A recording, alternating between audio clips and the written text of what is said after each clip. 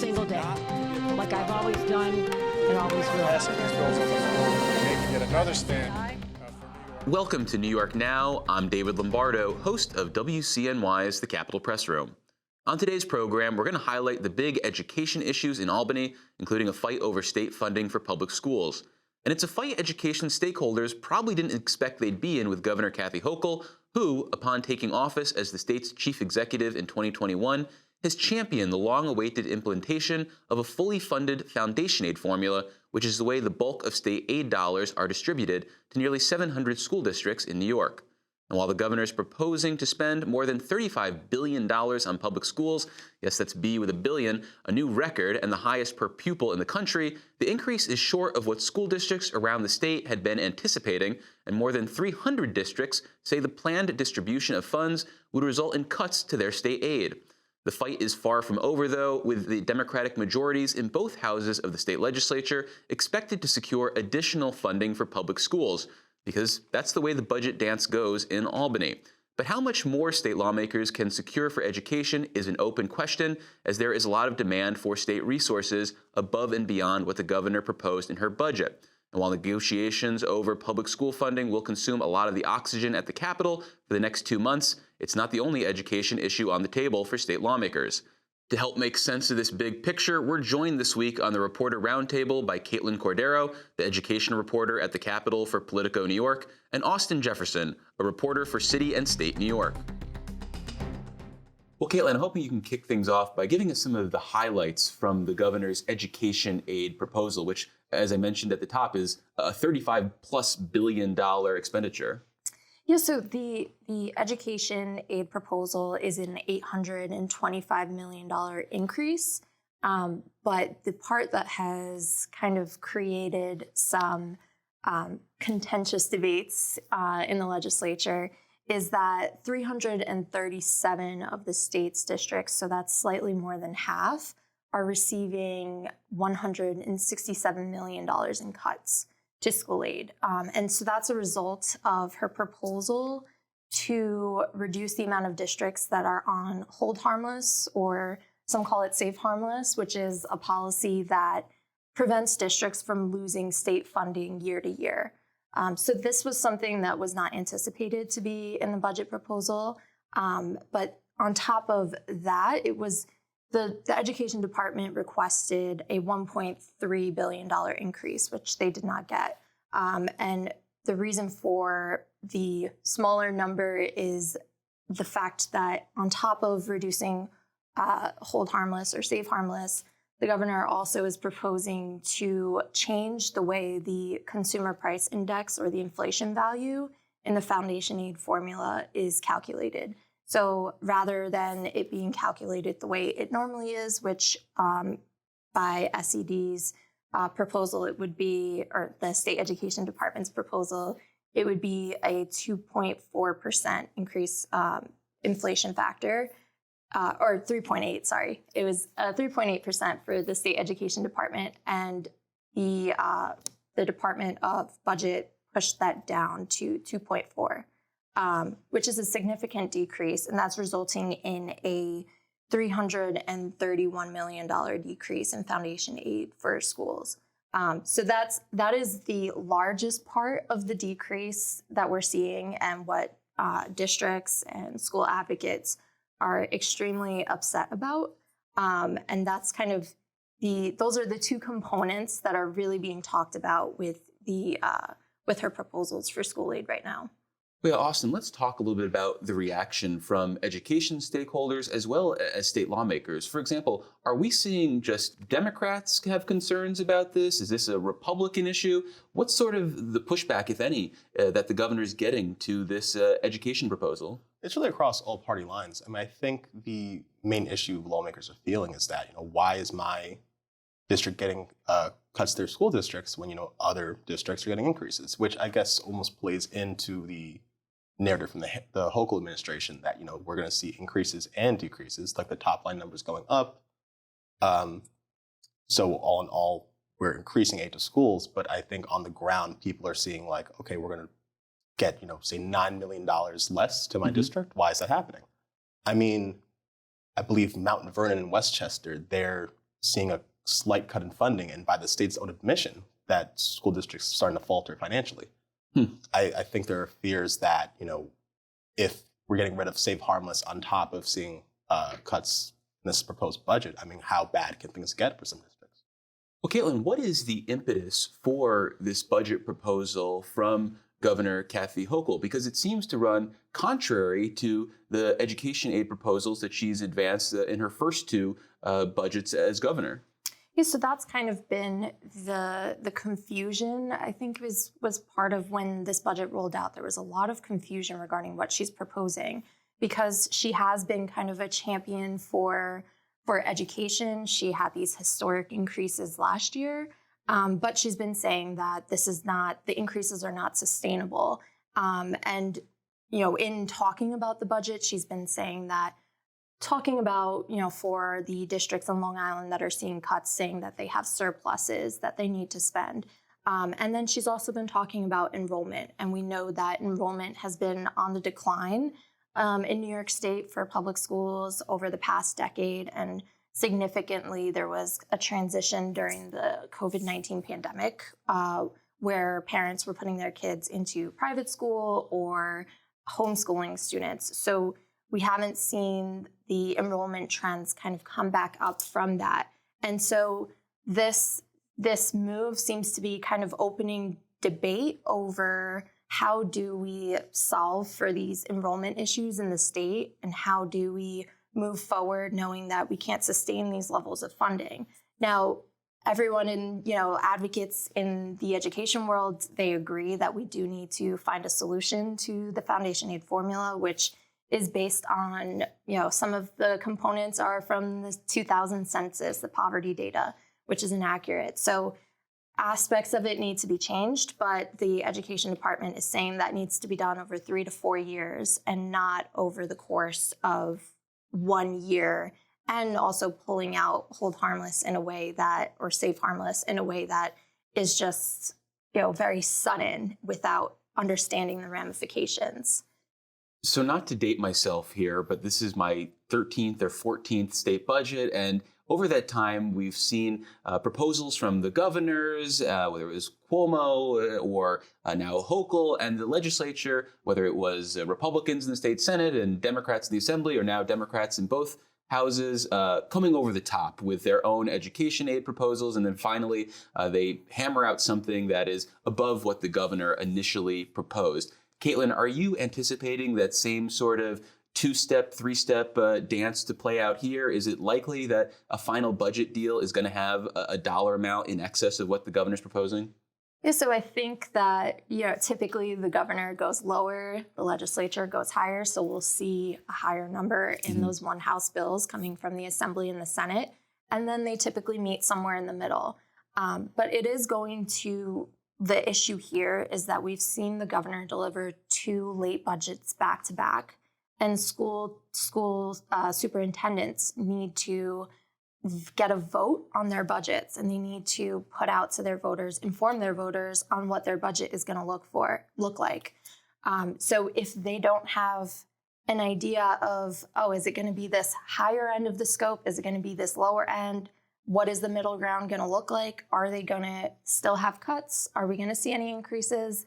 There's a lot of uncertainty. And with all these superintendents that I've talked to, they're really in a difficult situation, especially if, as the precedent that has been set with late budgets back to back, if that continues, it's going to be very difficult come, time for them to inform voters on what they're proposing. So we've been talking about education aid dollars in the hundreds of millions of dollars, if not the billions of dollars, but there is some education money in this budget in a much smaller context. We're talking about $10 million that Governor Hochul is advancing for a new literacy initiative. Austin, can you talk us through what the governor's hoping to accomplish in terms of making an investment in increasing early literacy rates? I mean, it's maybe even been talked to death a bit, but Okay. I mean, there's been learning loss as a result of the pandemic. And I mean, there's real fears that kids in schools today, especially in New York, are going to see real setbacks as far as their ability to comprehend, words. So I think the idea is, rather than, it's an anachronistic term at this point, but, using a hooked on phonics approach, sort of teaching kids the what and why of words as they're learning to read, rather than just throwing them literature and sort of just letting them discover that and guiding that. I think some of the issues that are arising out of that, though, are teachers in some districts, and I guess some parents too, they are a little bit worried about not having autonomy within the classroom to sort of meet kids' specific needs. I mean, it's scientifically proven that this approach does work a bit better than things we've seen in the past, but I think there are fears that kids won't get that specialized sort of a strategy for what works best for them as they learn to read. Caitlin, as I mentioned, this is a $10 million proposal. So is it that big of a deal when we think about a budget that's got $35 billion for education aid? Is this really a massive sea change in how we're educating kids? Yeah, I think it's a small amount of money compared to the rest of the state budget. But what we're looking at is $10 million that's going to train 20,000 teachers. And then on top of that, you're going to have the education department is going to implement best practices. So that's where the real change is going to come. They're going to implement best practices that districts then have to implement into their schools by 2025, and that has to be approved by the education department. So I think that's kind of where you have the real change that will come. I mean, the $10 million will be used for training and then also for micro-credentials for teachers. But in terms of the implementation, the teachers' union tends to push back on any sort of mandate on things like this. So the way they have done it is that there still is local control, but they have to abide by the best practices put out by SED, and they have to be approved. Well, you mentioned the teachers union, and with the minute or so we have left, you've reported a little bit on the ongoing negotiations over teacher evaluations, something that's kind of happening below the radar right now as we talk about dollar amounts. What is at issue right there with the potential future of teacher evaluations? You got about a minute. Yes, so there is negotiations going on, and I think there's a hope that they can get this put into the budget to do an overhaul of the teacher evaluation system. It would have more local control, so school districts would be able to create a new system, and then it would have to be approved by the education department. But the timeline for how that's going to be rolled out and the transition period is still being negotiated and talked about. Something we anticipated would be agreed upon in last session. But at the end of the session, they weren't able to get it to the finish line. So they're hoping to see it put into the budget, but if not, then it will be its own legislation. Well, unfortunately, that's all the time we have today. We've been speaking with Austin Jefferson of City and State New York, as well as Caitlin Cordero of Politico New York. Thank you both for joining us. It's been a pleasure. Thank you. And make sure to check in every week with New York Now as we bring you updates on the education issues we just talked about, as well as other news and analysis from the state capitol. You can also visit our website for daily updates at nynow.org. But now we're going to turn to a conversation with Amy Godine, author of the new book, The Black Woods, which reveals the relatively unknown story of Black pioneers in the Adirondacks. The story focuses on Gerrit Smith, an upstate abolitionist in the mid-1800s. And here is Amy Godine's interview with my Capitol colleague, Dan Clark. Amy, thank you so much for being here. I appreciate it. I am so glad to be here. Thank you. Of course, anytime. So this is just such an interesting book, and I think it's an interesting area that a lot of people don't know about and have never looked into.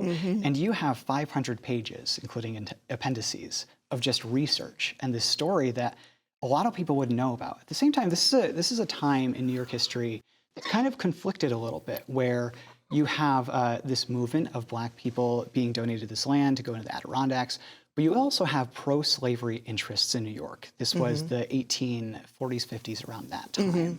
Did you feel that tension while you were writing it, of these kind of opposing forces? Well, the opposing forces really are what gave rise to the idea for Gerrit Smith's giveaway in the first place. He could see that at the Constitutional Convention in New York in 1846, pro-slavery interests would dominate and call the shots. And once again, there would be a 25-year-old voter restriction imposed on black men alone because of business interests in good part that wanted to favor pro-slavery concerns in the South.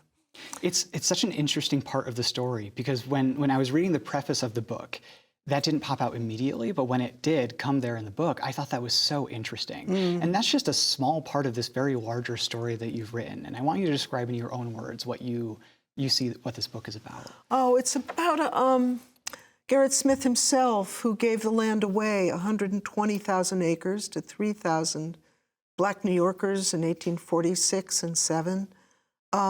He called it a scheme of justice and benevolence, and that was aptly named. His idea was to even the playing field and favor very poor black men, mostly from metropolitan New York, with gifts of land in the Adirondacks, which, if they worked them and brought them up to value, could meet the property restriction requirement in order to vote. If they couldn't vote, they couldn't express anti-slavery sentiments, they couldn't expect representation of their concerns. Politically, they were invisible, they were mute. So this was a way to gain black New York a voice. Which is such like when I heard about this book first, I thought it was just about this kind of like settlement movement in the Adirondacks. And to see this political kind of like inspiration behind it was so interesting to me, that there were so many different layers as to what was happening around that time. That's the part of the story we didn't see coming when I started to first research it. I thought it was just a settlement story, and a very small story at that. When I dug into what inspired Smith and all of the black reformers who came on board to help him with this effort, it was a political story, and it was a story of black enfranchisement and black empowerment and black property ownership, all of those things. You know, the irony of you and I, two white people, talking about this very deep black history in the Adirondacks is not lost on me.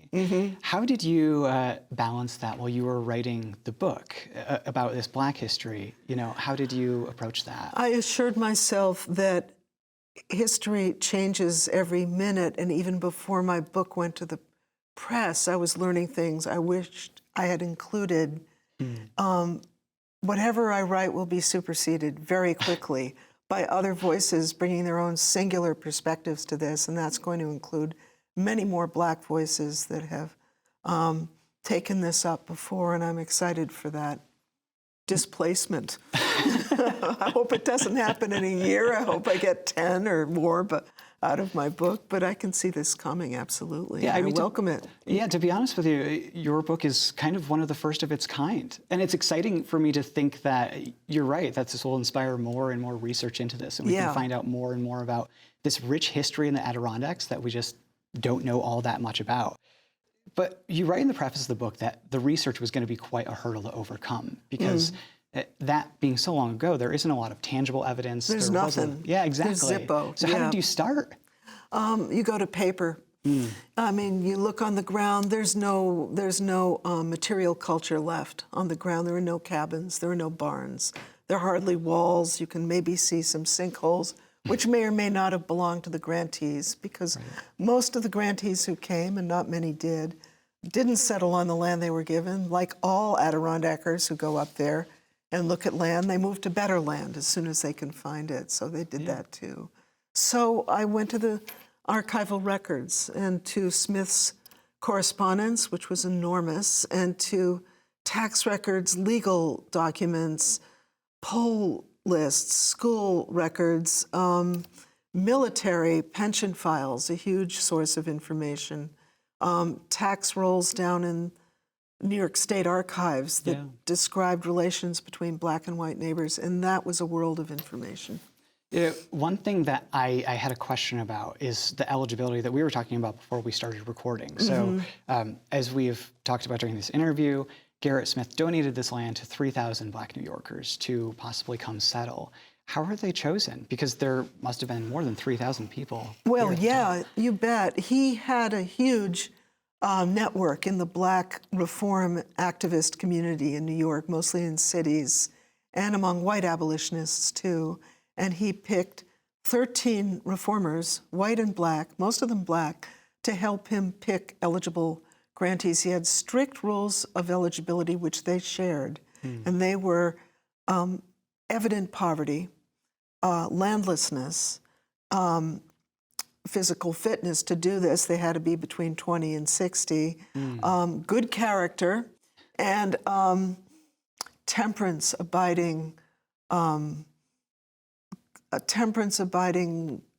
ethic. So they did not drink. No drinking was allowed. That was a sticking point for many potential grantees who did resent being told how to live and didn't want this stricture imposing on their life, whether or not they partook of gin or whatever. Yeah.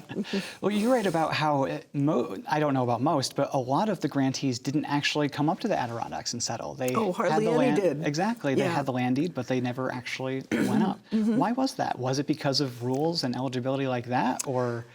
That's a really good question. There are several theories about that. I'll give you two, and then I'll give you mine. Sure. The first one that historians promoted was, and both these theories are racialized. One is that they had to be fugitives because Gerrit Smith had such intimate dealings with fugitive interest, helping people self-emancipate, buying the freedom of slaves. He met in Washington, building an anti-slavery political party, the Liberty Party in New York, and that's how people knew him, the friend of the slave. And those historians said that the grantees who came up, being ex-slaves, being Southern, lacked the capacity to handle the cold. They were used to the sunny South, and they couldn't hack it up here. They were African, and they were used to full-bore sun all the time, and they couldn't manage the weather. The historians who did a little more research and realized that Smith actually was giving land to Black New Yorkers, blamed it on their city habits of soft living in jobs like barbering or tailoring or waiting tables, and that they were unfitted for the rigors of the Adirondack wilderness for that reason. They didn't have the job skills, they didn't have the strength or the planning foresight, and both explanations underscored Black incapacity and unfittedness to the region, which is an important point in its own right that will last forever in Adirondack history, the idea of who belongs and who doesn't to the region. My reasoning is a little more simple. I look at what agricultural historians have told us about what it cost to move to the frontier at mid-19th century. It cost $1,500. These grantees didn't have anything close to that kind of money. Neither did poor white laborers, for that matter, and they couldn't afford the move. It was simply beyond their means. If they'd had that kind of money, they wouldn't have been eligible for this gift of land in the first place. So Smith grievously misunderstood the depth of Black poverty at this time, and that was a fatal mistake. So I don't want to spoil the entire book for our audience because I think there is a lot in there for them to explore. Sure. A name that kept popping up again and again as I was kind of flipping through your book is Frederick Douglass. Tell me how he plays into this. I mean, that's a very important character in American history. It is, and he was all in at the beginning. When he moved to New York from Boston, he moves to Rochester, and Gerrit Smith, who really admires his oratory, his politics, and his vision, and they're completely on board with abolitionism as soon as possible, gives him a grant of land to welcome him to New York State. Douglass is delighted, and he's started this new newspaper. He starts to support this very strongly in the paper, urging the grantees to move, setting them up with a surveyor who turns out not to be so great, but that's another story. And then getting anxious when the exodus doesn't occur and pointing out that they need money, they need help. But he doesn't, it seems to me, approach Gerrit Smith directly and say, can you help them at this point with money gifts as well as land? They can't make that next hurdle if they aren't capitalized at the outset.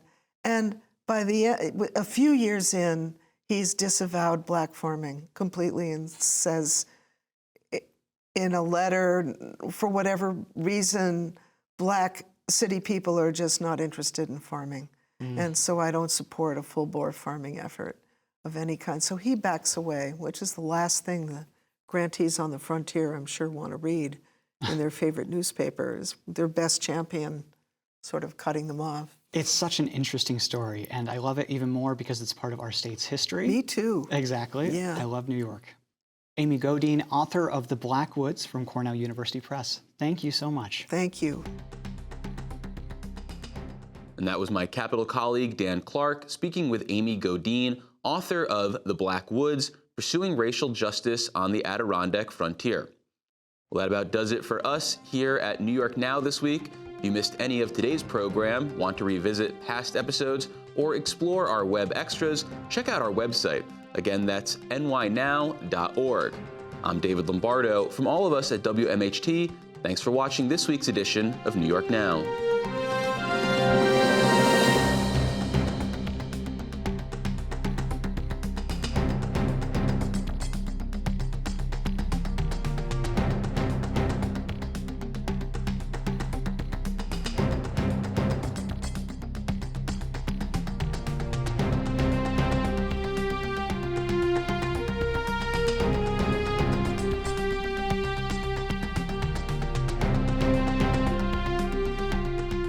Funding for New York Now is provided by WNET,